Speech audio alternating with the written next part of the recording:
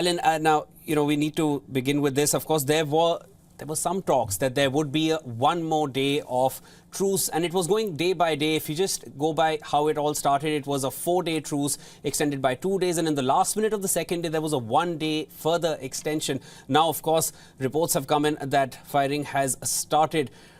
It's definitely not a step forward in terms of resolving the matter. How do you see this going forward from here?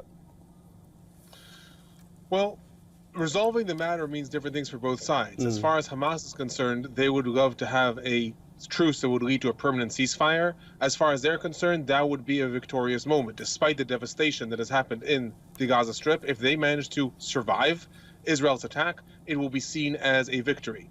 In turn, for Israel, a ceasefire, any ceasefire that's beyond a truce to regain hostages, is seen as a failure. So for both sides, there's different interests in the truce. Israel's only interest really was in regaining as many hostages as it could. The minute Hamas started to indicate that it was not going to return as many hostages as Israel expected, it started already, as you said, 2 days ago, when the lists were not matching what Israel expected. And then half an hour before the truce expired, all of a sudden, they then did manage to meet the criteria. And then today, they did not hand over another list of 10 names. As far as Israel's concerned, there's no gain in continuing the truce, because victory for them, or resolving the matter for them, is pushing forward towards Hamas's destruction.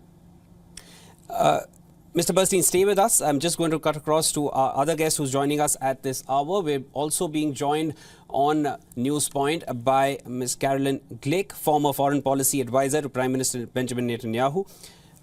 Ms. Glick, now I also wanted to, come to you regarding this. Now, there were talks that Hamas wanted to extend the ceasefire ever since the beginning of the truce. Now, this report which has come in from the Israeli Defense Forces that Hamas violated the operational pause and in addition fired towards Israeli territory. What kind of a message is Hamas sending across here? I mean, Hamas is sending the same message they've been sending all along, which is that they kill and they want to destroy the state of Israel. And then they had basically exhausted their pool of hostages because apparently the rest of the women and children they've murdered. So the deal was for live hostages, and they had run out of them. And so that tells us more about the nature of the war crimes. We've learned a lot about that over the past 7 days of the ceasefire, with the hostages coming back and telling stories of starvation and torture.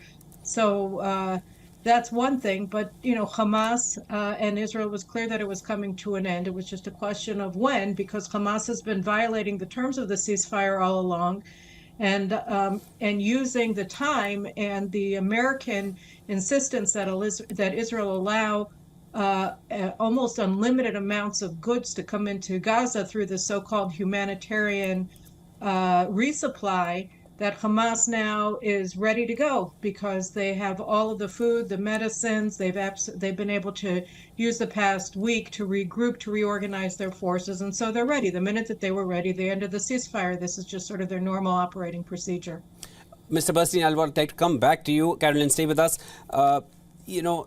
As far as the exchange was concerned, women and children, everybody understood that they would be exchanged for 3 prisoners from the Israel side. And now there were always talks that the exchange of the men and soldiers who are left, because very few women and children were left with Hamas. Now, as far as the men and soldiers, do you feel that has triggered Hamas to break the ceasefire, or do you feel there is something more here because till now the news was coming in that they are keen on ensuring that the truce continues? So I think Hamas had an interest in this truce bleeding into another truce, and therefore they were going to try to extend truce after truce in order to lead to a situation that Israel didn't have the diplomatic capability to regain fire and start the invasion again in the Gaza Strip. In deals that were made, or negotiations that were made in Qatar yesterday between the head of the Mossad in Israel, the head of the CIA, the Egyptian Minister of Intelligence, and the Prime Minister of Qatar, the sides actually managed to come to some sort of agreement about the brackets of the different hostages that remain. So it was going to be men over the age of military service, then men in the age of military service, then female soldiers, then men or within the age of military service, and male soldiers, and then eventually bodies. And each one of these was going to have its own price so to speak. Hamas, I think, would have been happy to continue negotiating and gain as much as they can for each one of these hostages. I think they recognize that Israel was not going to let them simply draw out the truce into another truce. So once they decided that they don't have enough people to return, or for whatever strategic reason they decided that to re-engage in fighting right now, likely they will try in the next coming days to say, we can again have a truce and you can get more hostages back. Now it's going to be a different price. They're going to demand a different price for each one of these brackets. The highest price that they're demanding is going to be for Israeli live male soldiers. That, as far as they're concerned, is the golden captures.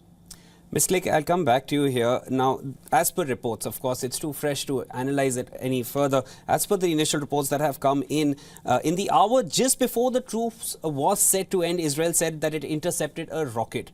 Now, the extended truce had not completely ended and the rocket was already fired from Gaza towards Israel. What kind of a precedent is this setting for any kind of further talks for a temporary pause? Will it make it more difficult now that the truce has been ended in a rather abrupt manner? I suppose so. Look, I mean, I think that the professor is correct in the sense that Hamas wants a permanent ceasefire, because a permanent ceasefire means that they get to come into Israel, slaughter 1,200 Israelis, conduct acts of mass rape, castration, etc., take 240 innocent Israelis to Gaza as hostages, torture them, and get away with it. So, of course, they want a ceasefire because that means they win.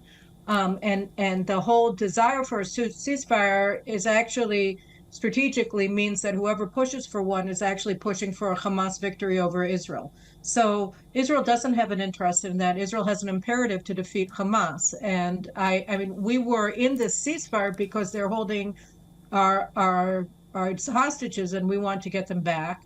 And so we stopped it in order to maximize the opportunity of getting our hostages back. We've gotten some 50 or so hostages back during this pause, and now we have to go back to fighting. Look, Israel has a difficulty inherent in its war goals because we have two goals.